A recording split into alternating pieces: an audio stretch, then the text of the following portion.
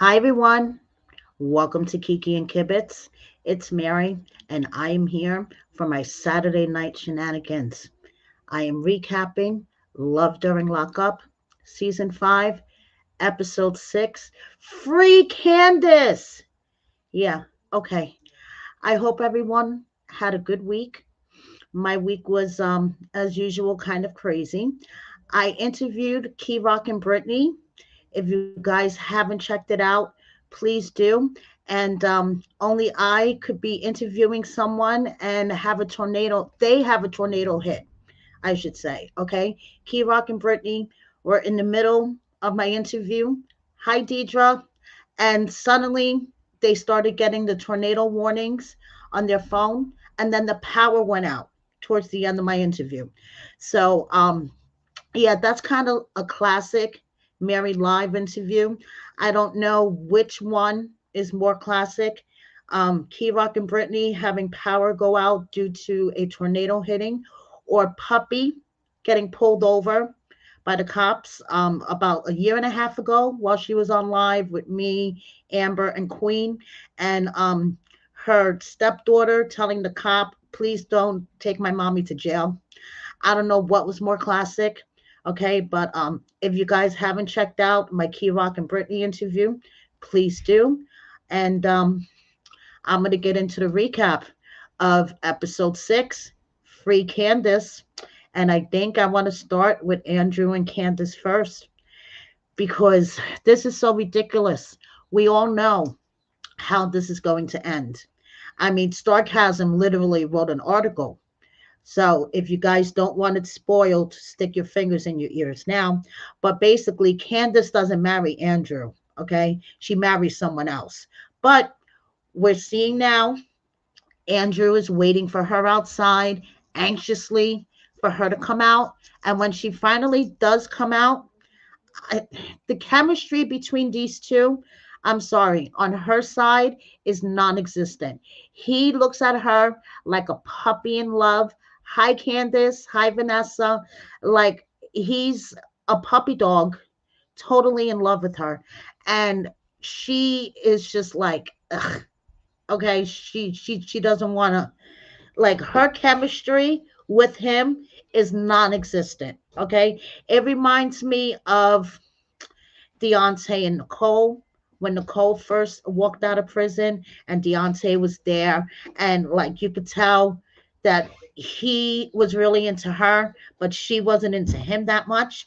And of course, Branwyn and Chaz. That's all I have to say. Okay, because we all know Branwyn, the empath, was not into Chaz at all. Okay, but yeah, to the point that she was physically cringing every time he touched her. So, Andrew and Candace totally remind me of the couples in the past that the chemistry was on one side, but not on the other. Okay. Um, she tells us a little bit of her story, okay, about how she has been in and out of trouble since she was 19. She has served 6 years in prison in total. And honestly, I think she was more interested in having a cigarette than Andrew. Okay. And then once Andrew walked her over to the truck, okay, her eyes lit up.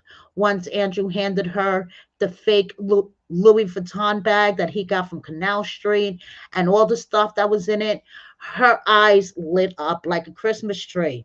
Okay. Her eyes didn't light up when she first saw Andrew, but once Andrew handed over the stuff, her eyes were lighting up like a Christmas tree. Okay. So she says that her love for Andrew is endless. Okay, girl, you try to convince yourself that. So he proposes to her. Okay. He tells her, wait, before you have a cigarette, let me drop down to one knee and propose to you because your mother came to me in a dream and I promised her that I was going to take care of you. And she's like, oh, you're so sweet. I love you. And I bet you she was thinking in her head, even though I don't want to marry you, I'll take this ring because that'll be something else I can sell. Okay, so she said that she fell in love with him He may not be the type of guy that she's used to, but his charm, his personality, sweetness, blah blah blah, takes it over. Okay, Candace, sure. So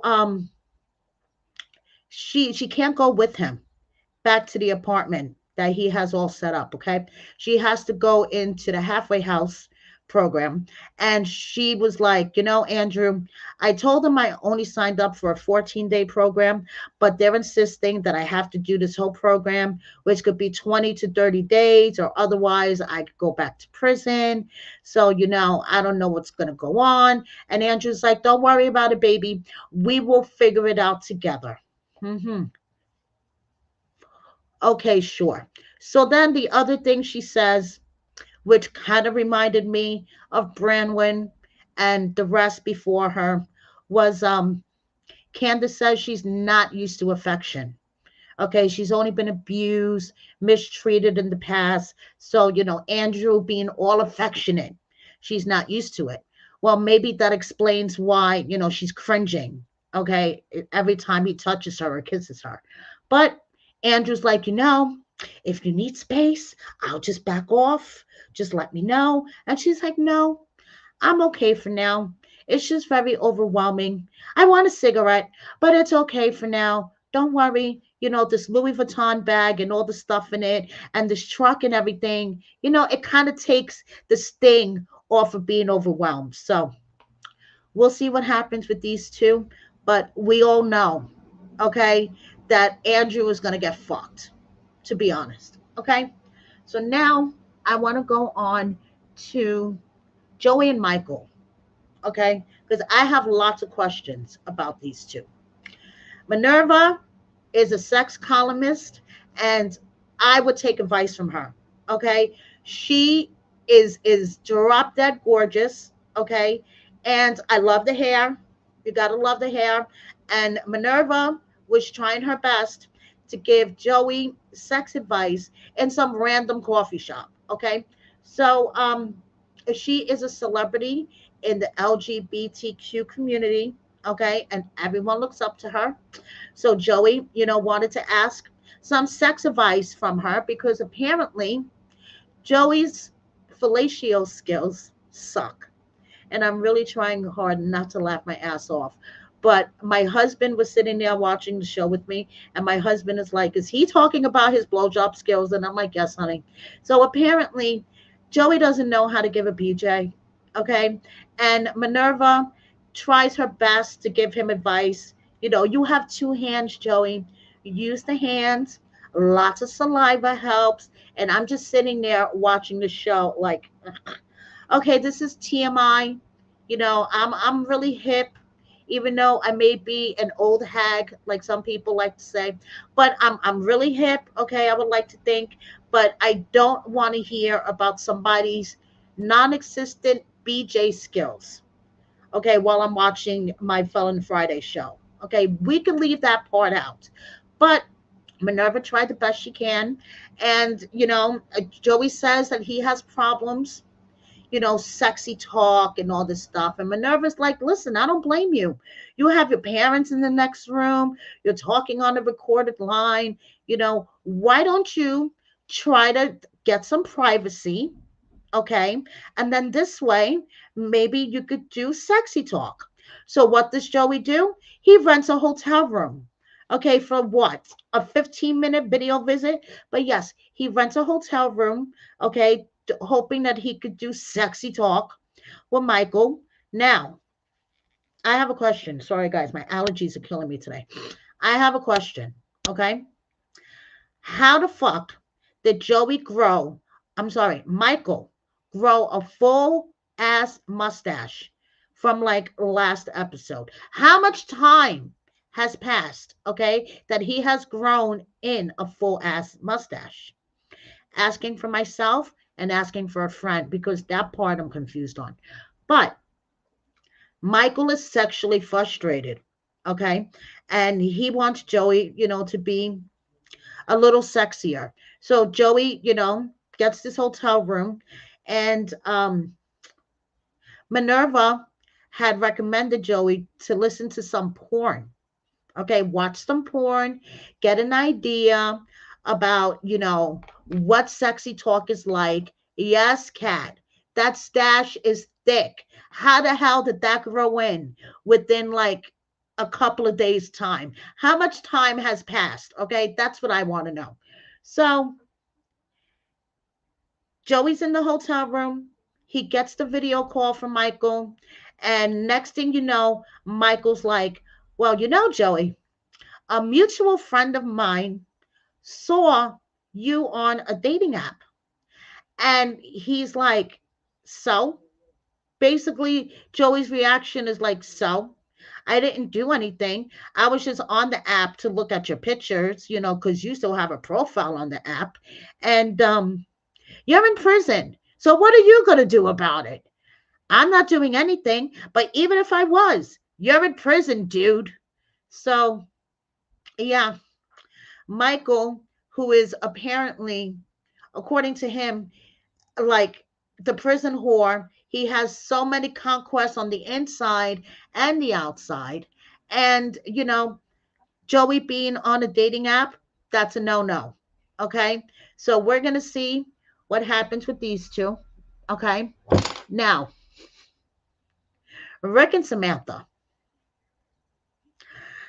I can't. I can't. I need to light the blunt for Rick and Samantha, okay? Because this shit is a hot mess express. And his nieces need to snatch his phone away from him. I don't know. Hide it from him, bury it in the yard. I don't know. But his nieces know that this shit is a hot mess express, okay? Samantha wants a sugar daddy. That's what it comes down to. Samantha wants a sugar daddy, and Rick is a broke sugar daddy. Okay. So, first is, you need to tell everyone, you need to shout it from the rooftops that we're engaged. So, Rick did. Now he's having breakfast with his nieces. Okay. And Rick has been married 4 fucking times.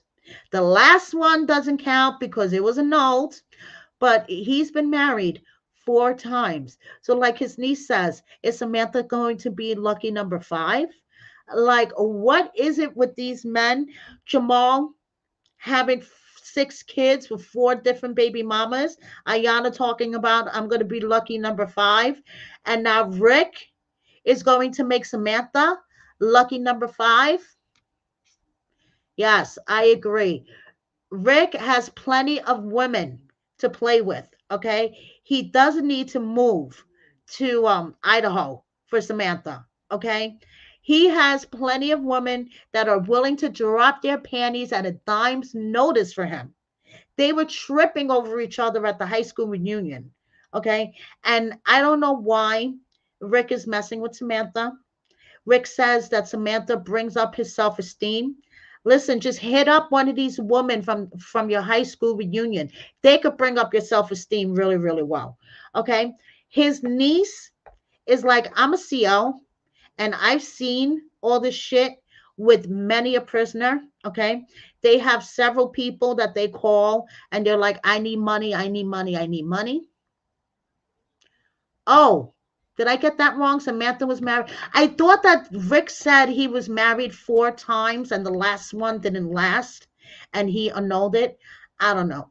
I'm confused. So I agree. I've never seen an older woman act like that. Samantha is so jealous. Okay. She doesn't even want him to breathe, look, anything in another woman's way. But meanwhile, what can she do for Rick? Okay, it seems all about what Rick can do for her. Okay, she needs coffee, she needs body wash, she needs lotion, and Rick has to come up with the money. Rick is like, dude, I, I, Samantha's like, dude, I need all of these things. So when are you sending me money? His nieces are looking at the phone like, you got a set of balls, woman. Okay. And Rick's like, don't worry, I'm going to figure this out. And then Samantha turns around and tells him in a separate conversation, it looks like you don't want to get married to me. And Rick is like, well, it looks like you don't want to get married to me. And Samantha's like, you need to figure stuff out. Okay, are you gonna come see me eh, for Christmas time? I haven't seen you in so long. You're going to come see me. I don't care if you don't have the money. That's it. You're going to come see me. And Rick is like, I've been single for 14 years. At this point, he's playing paddleball with his friend. Okay. And he sucks at it, by the way. So he's like, I've been single for 14 years. Do I really want to deal with it? Do I really want to deal with answering to somebody else? I've been on my own, not having to answer to anybody else all this time. And his friend is like, Rick, do you really love her? And I was hoping he was going to say, something, you're right. I don't love her. I'm not going to do this. But he pauses for a moment and he's like, yes, I really do love her. I want to do this. And his friend's like, well, dude, you better get your ass to Idaho soon. So I agree, Deidre. Rick needs to run or bicycle like he was last episode as far as he can away from Samantha. But yeah, we're gonna see what happens next week with these two. Now, Teeny and Rob, okay, I have a question. Rob mentions he's the alpha male. He has to take care of his family. Okay, he's taking care of his family financially from the inside. Now, I remember the prior episode, Teeny mentioning that Rob has several businesses with his brother, and that's how he's able, to provide for Teeny and her family. She's a stay-at-home mom and everything. And I was like, okay, I wonder what kind of businesses, that he's in with his brother. Well, apparently he sells shoes and he plays a lot of poker. Excuse me? This is how you're supporting your family by playing poker? This is your business? Or did WeTV, Sharp Entertainment, and Teeny forgot that she mentioned in the first or second episode that Rob has several businesses with his brother? No, well, it looks like he just plays poker and he sends the money to Teeny, who just spends it. But we're gonna get into that for the second. Okay. So the kids call him daddy. And I'm sorry, that makes me cringe. Okay. They may have gone to see this guy every weekend for the past 5 years and have his presence on video cameras throughout their house.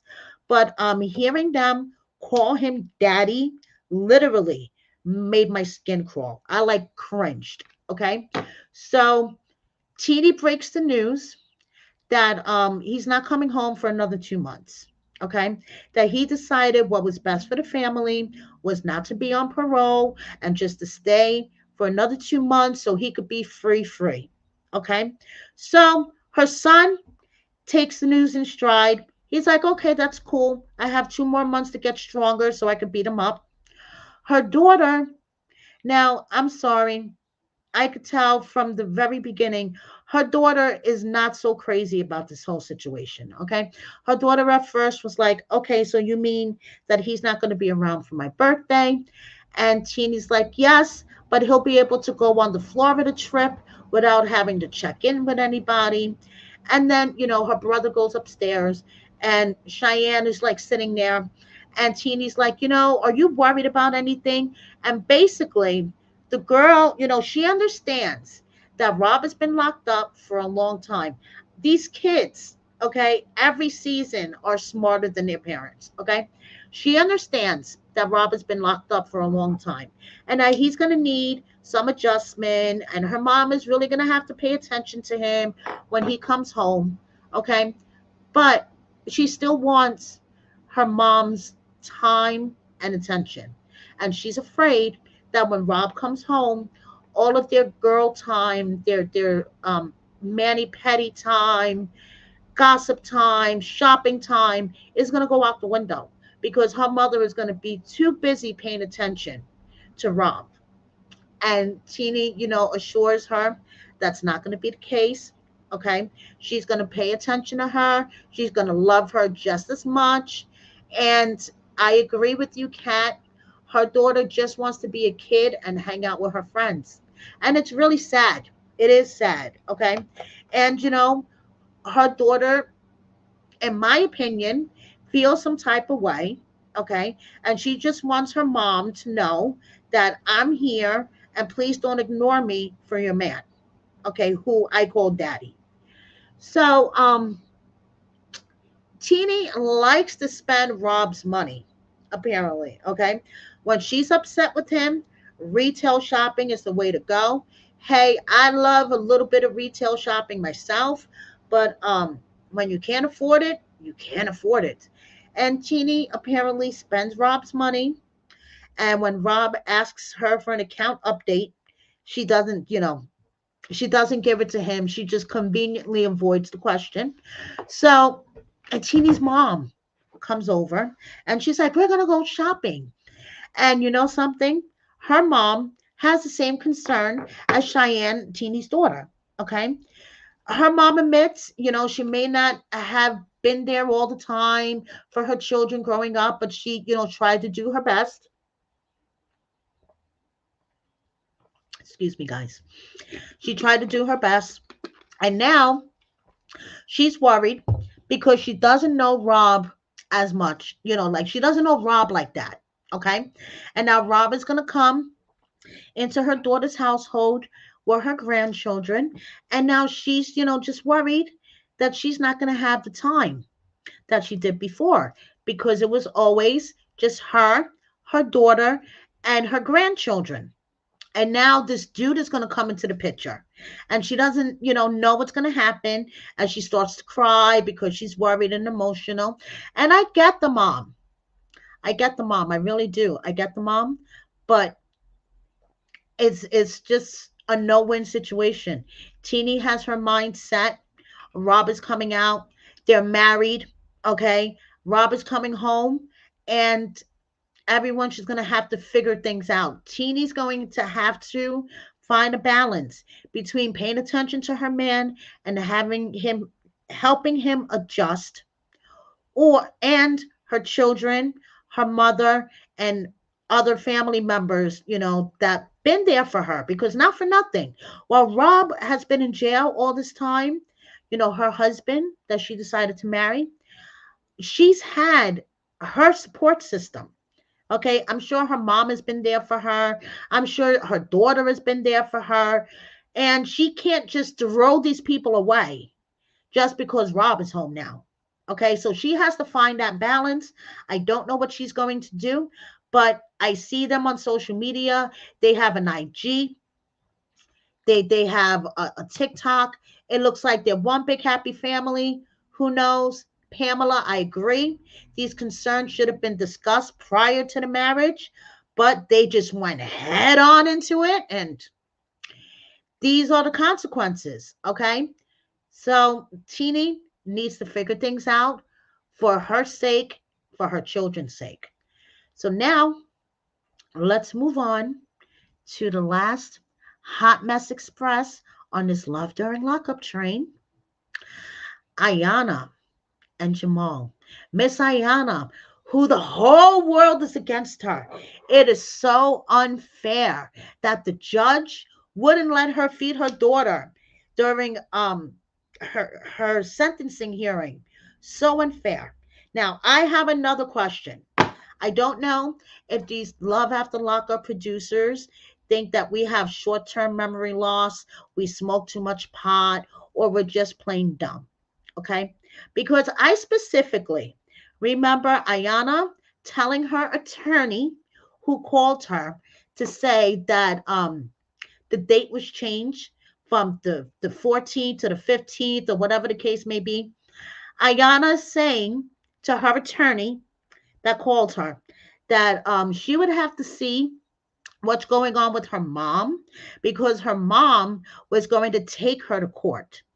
I was under the impression, don't know if it was just me, let me know what you guys think, that this was going to be an in-court appearance, that Ayanna had to go to a courtroom, okay, because she had to settle things with her mom and, see if her mom could take her and childcare and blah, blah, blah. Well, it was a Zoom, Okay. And for someone that was worried about her daughter having child care and this and that, her daughter was right in the kitchen, in between her legs, okay, pulling on her leg, looking for food. I agree. Ayanna should have dressed better. I know Zoom court is court, but I thought that she was going in person to a courtroom because the way she made it sound like that she needed childcare. She needed her mother to take her. Girl, if it was just a Zoom, okay, why are you making it sound like, that you have to go somewhere and you need to make all these arrangements? And she was so worried about childcare for her daughter. Okay, her daughter was there pulling on her leg during the Zoom meeting. Okay, and she wonders why that the judge was pissed off at her, getting ready to continue it. Okay, and she couldn't believe it. The whole world is unfair because the judge wouldn't let her feed her daughter. The judge had an attitude and she gave her 4 years probation. On top of the 15 days in jail, the 75 days house arrest, she has to serve 4 years probation for driving while high. The world is so unfair, isn't it? So damn unfair. I mean, Ayanna, trust me, I should be the president of the 420 Club, and I do not condone in any way being high, smoking while you're driving. Okay? Do not condone it. Girl, get your head out of your ass. Okay? It was court. Doesn't matter, it was online court. It was still court. The judge's rules, okay? And you have to pay the consequences. Now, I want to say every time Jamal calls her boopy, I want to scream, okay? Because I'm like, come on, please, okay? And hi, Letitia. Hi, Tish. So, I want to scream every time he calls her boopy. I want to shoot myself in the head, okay? And then, it's really bad when your inmate man has to tell you that it's not all about you, okay? That your actions affect other people and you need to fucking realize this, okay? Jamal was like ripping into her because now the 4 years of probation, does that mean Jamal will be able to come home to her? Oh, yeah. And before I forget, Jamal clarified what he meant about waiting 2 years to get married. It's only because he wants to give her the wedding of her dreams. Okay. He wants to be financially set. He wants to make sure everything is cool before they get married. So it's going to take about 2 years or so. Hmm. Okay, in my opinion, Ayanna just wants to marry him as soon as possible so she could piss off her former bestie, who is his baby mama.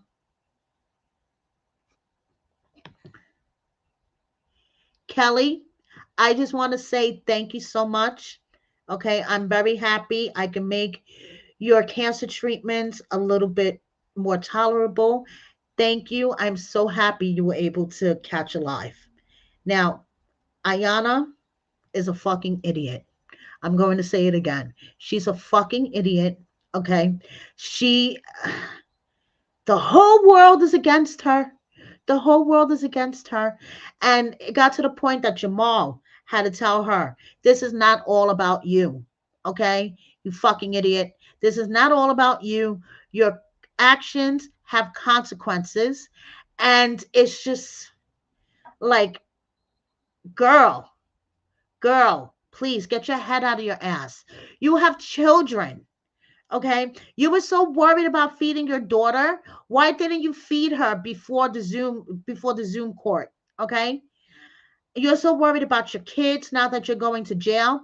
You weren't worried about them when you were out on the street being all ratchet and fighting and DUI and all that shit. But now that you have to face your consequences, you're like, I have to go to jail. I have to face my consequences. Girl, please, okay? And when it gets to the point that your man has to tell you to get your head out of your ass, stop your bullshit, that your consequences reach far beyond just your little world, Ayanna. That shit is bad. Okay, it's really bad. So we're gonna have to see if Jamal could even come home to her, because now she's on probation. I have another little spoiler for you guys, so if you don't want to hear this, stick your fingers in your ears. According to Starcasm, Jamal is still in jail.